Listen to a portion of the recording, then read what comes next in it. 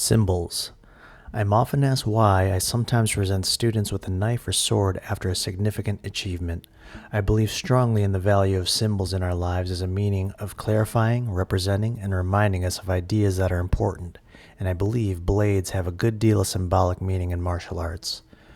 Bladed tools and weapons were one of the first great instances of technology taking mankind from our primitive beginnings at the bottom of the animal kingdom and taking us out of the common food chain as dominant over other animal species.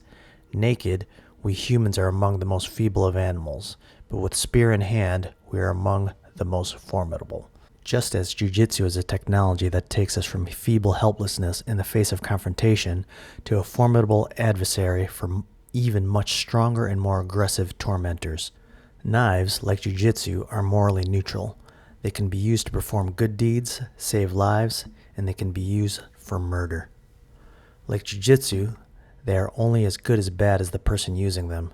Steel, the basis of blades, goes through a metamorphosis from clumps of iron ore, and through knowledge, refinement, and extreme pressure is forged into a beautiful shining steel. Just as we begin as unpromising, clumsy white belts and are subjected to pressure and knowledge that transforms us into black belts.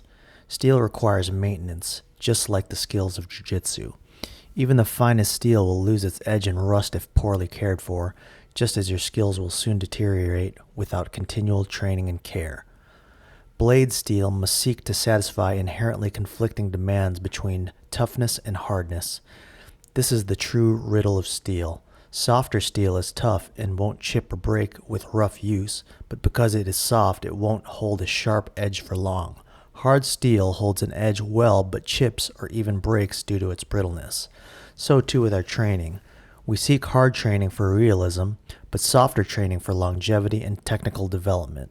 Finding the right compromise between those two is our riddle, and so every time you see a beautiful blade, you are reminded of these jiu-jitsu themes.